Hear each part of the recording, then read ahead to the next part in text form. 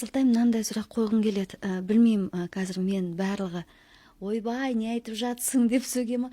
Жалпы сол Құран кітапты толық жазып шыққан адамдар ғой. Жинақтап пайғамбардың сөзінен. Пайғамбар Құдайдан уахи алды, сол уахиді естігендері бойынша жазып шыққан ғой. Иә, пайғамбар заманында Құран біртұтас кітап мәтін ретінде қолға ұстайтын олай болып жасалмаған. Пайғамбар дүниеден озғаннан кейін негізгі пайғамбардың қасындағы интеллектуал сахабалары бәрі жиналып, соны жинақтайтын бір комиссия құрған былайша айтқанда. Ол процесс өте ұзаққа созылады.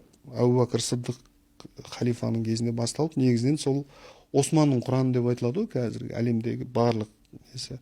Сол Осман кезінде жинақталады былайша айтқанда. Бұл үшінші халифаның кезеңі. Яғни Құран түскеннен кейін бір 20 жылға жуық уақыт, нақты уақытын білмеймін. Себебі Әбу Бәкір халифа бір 2 жыл халиф болған, одан кейін Омар халифа, одан кейін барып жаңағы Османның кезінде жинақталған. Ғалым ретінде сен сонда былай айтып бере аласың, пайғамбардың заманында ол бір тұтас қазір біз қолымызға алып бүйтіп Құран деп оқитындай ондай кітап болған жоқ. Иә. Жазылған жоқ, кітап шыққан жоқ.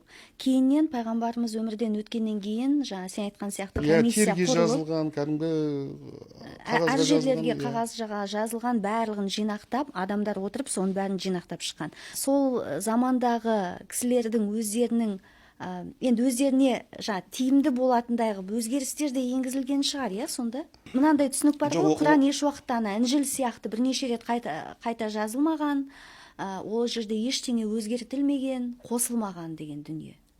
Құран олай лафзи, яғни сөзбе-сөз өзгертілмеген, бірақ кейінгі модернистердің ішінде интерпретация дәстүрі бар ғой, Құранды түсіндіру мағынасын. Сол кезде тахриф бел мағына деген ұғымды қолданатын ғалымдар бар, яғни мағынасын дұрыс түсінбей қалған болуымыз мүмкін. Бірақ Құранның өзі ешқашан қол тиіп өзгертілмеген деген догма ретінде қабылданады. Сол 4-5 нұсқасы болған деп айтылады. Енді кімнің Ибн Масғудтікі негізінен айтылады. Бірақ ол жерде бір қатты мағыналық алшақтық болатындай өзгерістер болмаған. Көбінесе жаңағы Құранда харекелері бар ғой әртүрлі. Соларда әртүрлі айырмашылықтар болған деп айтады. Белгілі бір мағынасы түбегейлі өзгеріп кететін нәрсе жоқ. Сол ең соңғысы сол Осман Зинурайын кезінде бүкіл комиссия болып, сахабалар жиналып, сосын жаңағы хафиз деп айтылады ғой. Орынбасар. Ішкі азаматтық соғыс болған кезде біраз адамдар қайтыс болып кеткен. Сондықтан Құранды жаттаған адамдар азайып бара жатқан екен, тезірек жинақтау керек деп, былайша айтқанда процесті жылдамдатады.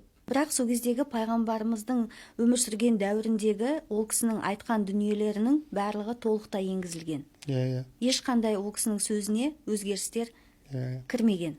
Солай қабылдаймыз ғой, иә?